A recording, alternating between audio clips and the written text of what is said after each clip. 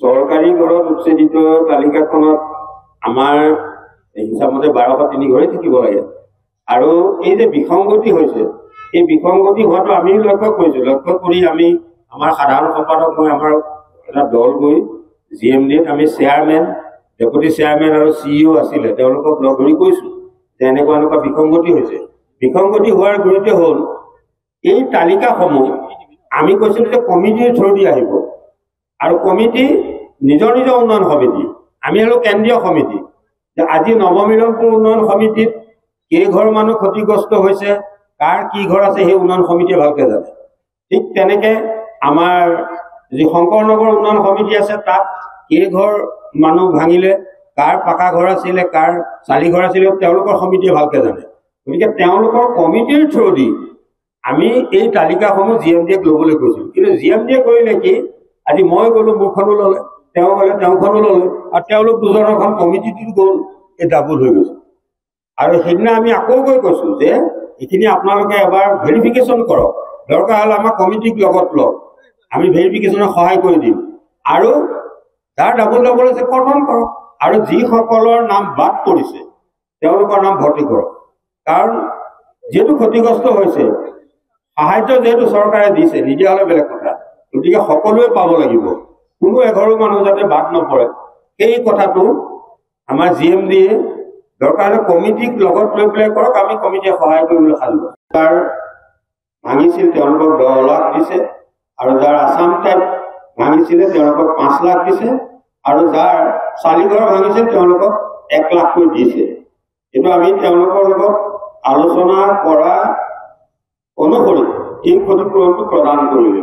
কিন্তু ইয়াৰ আগত যিসকলৰ উচ্ছেদ হৈছিল ফেব্ৰুৱাৰী আৰু মাৰ্চ আৰু 22 চনৰ মে', তেওঁলোকক দিয়া হোৱা নাছিল। সেইটো আমি চৰকাৰৰ দৃষ্টিগোচৰ কৰা আজি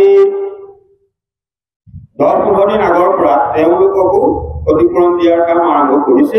আৰু ইতিমধ্যে 60-70 ঘৰমান লোকে সেই ক্ষতিপূৰণ পাইছে। একেই RCC 10 লাখ, আছাম টাইপ 5 লাখ, আৰু চালিঘৰত 1 লাখকৈ পাইছে।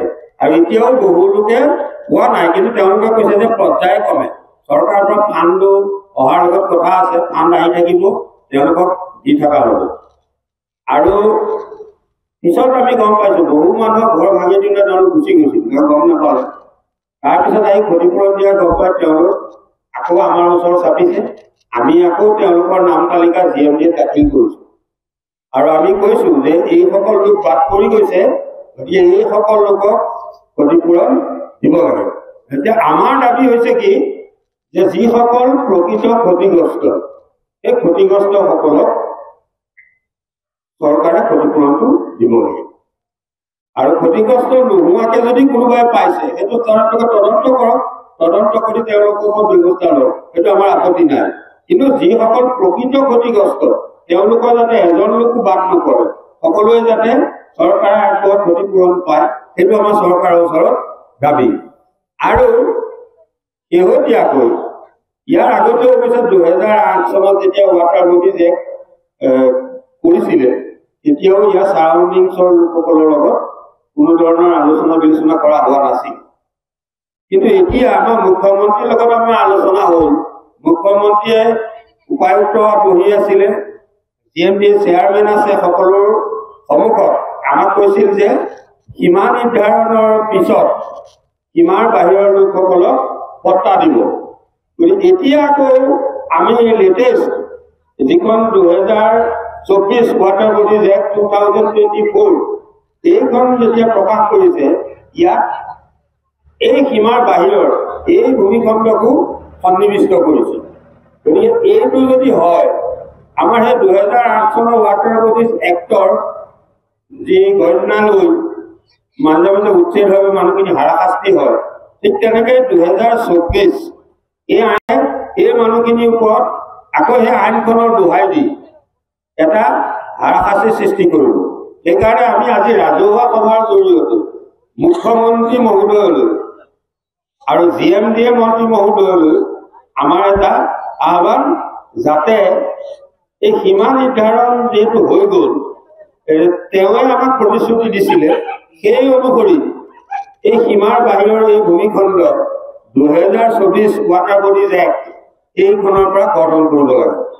এইটো আমাৰ মুখ্যমন্ত্ৰীলৈ আহ্বান। ইতিমধ্যে আমি আজি 4-5 দিন আগত GMDA মন্ত্ৰী মহোদয়ক আমি লগ কৰিছিলোঁ তেওঁৰ চেম্বাৰত, আৰু এই বিষয়ে আমি তেওঁক অৱগত কৰিছোঁ, আৰু তেওঁ আলোচনা কৰি এই ব্যৱস্থা গ্ৰহণ কৰিম বুলি কৈছে। আৰু তেওঁ জিলা উপায়ুক্তক লগে লগে আমাৰ সন্মুখত ফোন কৰি দিছে, আৰু আমি জিলা উপায়ুক্তকো লগ ধৰিছোঁ। আৰু দ্বিতীয় কথাটো হ'ল, আমাৰ যিসকল লোক ক্ষতিগ্ৰস্ত হ'ল তেওঁলোকক চৰকাৰে সংস্থাপন দিম বুলি কৈছিলে। যদি খালী ভূমি তেওঁলোকে অকুপাই কৰি তেওঁলোকক সংস্থাপন দিব পাৰে দিব, আৰু নহ'লে তেওঁলোকে আৰু এটা কথা কৈছিল যে ফ্লেট টাউনশ্বিপ কৰিব, ফ্লেট দি এই লোকসকলক সংস্থাপনৰ কথা কৈছিলে।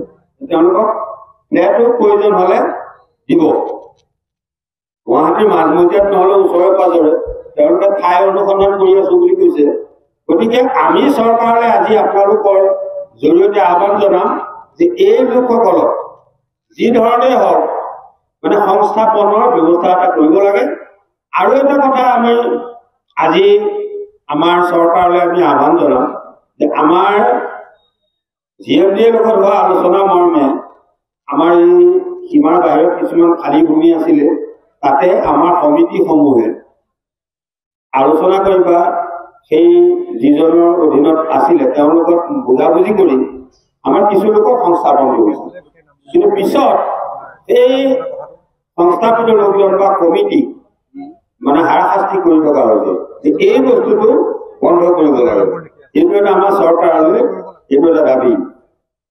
গতিকে আজিৰ আমাৰ মূল দাবীটো হ'ল যে ৱাটাৰ বডিজ এক্ট 2024 এই আইনখনৰ আওতাৰ পৰা আমাৰ যিহেতু মুখ্যমন্ত্ৰীৰ লগত আলোচনা হৈছিল, আৰু মুখ্যমন্ত্ৰীয়ে কৈছিল আৰু GMDA চেয়াৰমেনক কাষতে বহুৱাই তেওঁ কৈছিল যে সীমা নিৰ্ধাৰণৰ পাছত এখেতসকলৰ এই ভূমিখণ্ড আমি এই আওতাৰ পৰা কৰ্তন কৰি দিব লাগে, আৰু তেওঁলোকক টেনশ্যনত ৰাখিব নালাগে। এইটো জিলা উপায়ুক্তকো কৈছিল, তেতিয়া উপায়ুক্ত আছিলে পল্লৱ গোপাল জা। যিকোনো খবৰৰ বাবে যোগাযোগ কৰক 7090173330 অথবা 7099017990 নম্বৰত।